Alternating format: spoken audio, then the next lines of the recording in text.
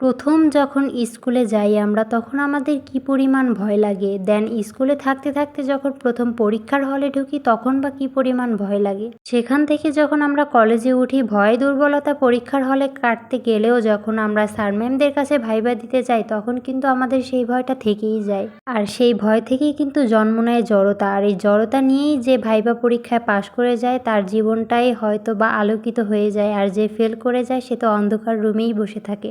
আসসালামু আলাইকুম and hello everyone, সবাই কেমন আছেন? আশা করি আলহামদুলিল্লাহ ভালো আছেন। আমিও আপনাদের দোয়া আলহামদুলিল্লাহ অনেক অনেক ভালো আছি।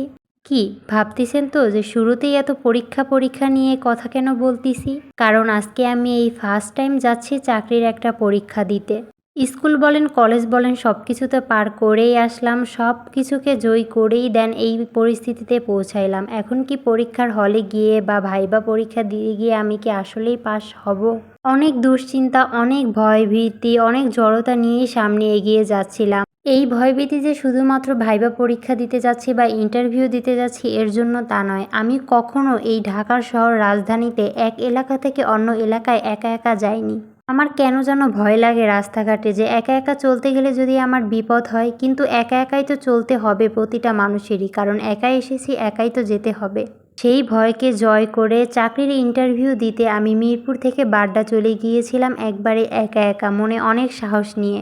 আর এই সাহসটা কিন্তু শুধুমাত্র আমার না, প্রতিটা মেয়েরই দরকার, কারণ প্রত্যেকটা মেয়েরই উচিত একা একা চলতে শেখা। কারণ কয়দিন বা মানুষ পাশে থাকে বলেন? বাবা মা চলে গেলে কেউই আপন হয় না।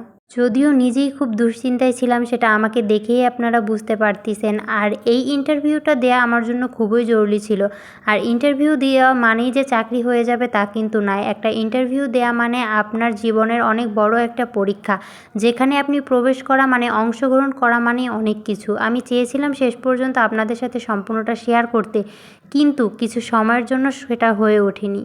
কেননা হাতেও সময় কম ছিল আর জ্যামের জন্য আমার অর্ধেক টাইম রাস্তায় পার হয়ে গিয়েছে আর সন্ধ্যা হয়ে গিয়েছিল, এর জন্য সম্পূর্ণ ভিডিওটা আমি করে উঠতে পারিনি, তাই সবার কাছে দুঃখিত।